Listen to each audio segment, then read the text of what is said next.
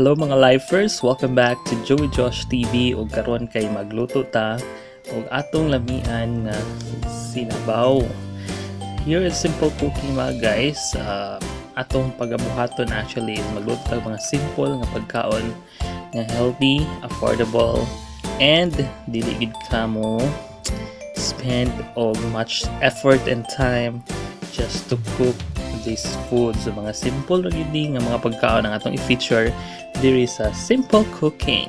So mga ka-lifers, ang atong buhaton karon is magluto tag sinabawang isda. And the uniqueness of this isda is atoa siyang gi-fry daan. So basically naka-fry na tag isda. So now what we are doing is we are preparing our ingredients, including una na natong gi-slice is ang ato ang eggplant, then follow na to ang pechay bisaya. Look at that, no? Nga naka-fresh ang atong mga ingredients karon because this is just from the backyard. So perfect kay siya. This is from my friend nga namaligya sa loob ng auto. Diri sa kawaso niya. They are actually selling from their backyard garden. So perfect kayo siya. And the tips lang, if you're slicing pechay na bisaya, you have to separate the stalk from the leaf itself because mas dali man malata ang iyahang leaves compare sa stalk because medyo solid man ang iyang stalk, no? So of course we have to prepare all these ingredients. Simple na kayo ni because once you have done and prepared all the ingredients, mas dali na lang kayo malutay. Next na to is ang ato ang mga lamas. Of course, dili mawala ang ato ang kamatis.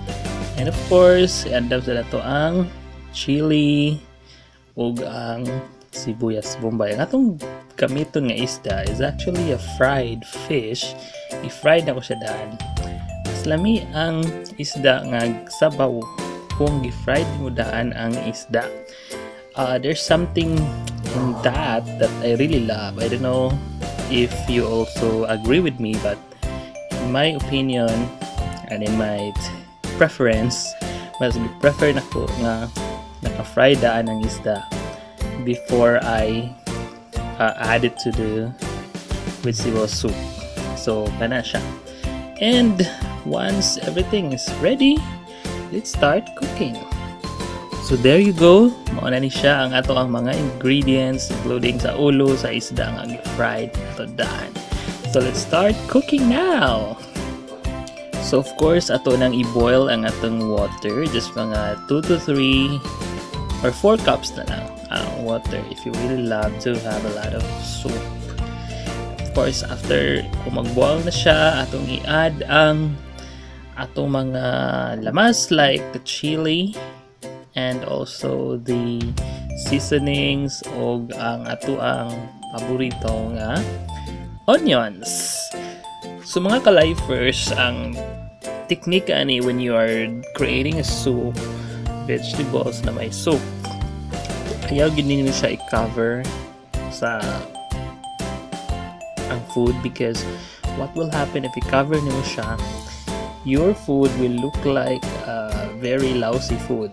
Mawala ang iyahang natural colors and dili na siya vibrant tanawon. So mawala ang appeal sa pagkaon if you really cover it while cooking. And of course, i-add na nato ang slice na to nga eggplant or talong. So let's just wait for it to be boiled. And now nag-boil na siya maayo, so we can now add our leaves. Ang dahon sa pechay.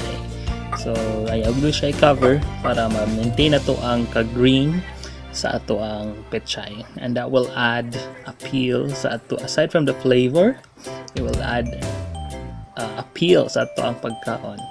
And that will really make you feel nga I really love this food that I'm eating. I really love this soup.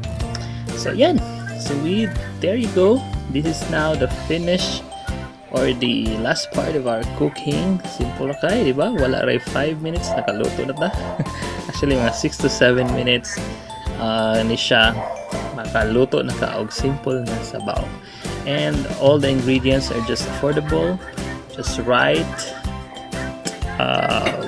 Where you are, makapalit ka bisan asa ka nga dapit sa inyong lugar. So thank you so much guys for watching. Here's our finished products, and as you can see, murag lami na kayo siya sugdan guys. Ug kaon lami kan ipares og bahaw. And thank you so much for watching. I'm Joey Josh. Here in Simple Cooking, we cook for you. Bye for now.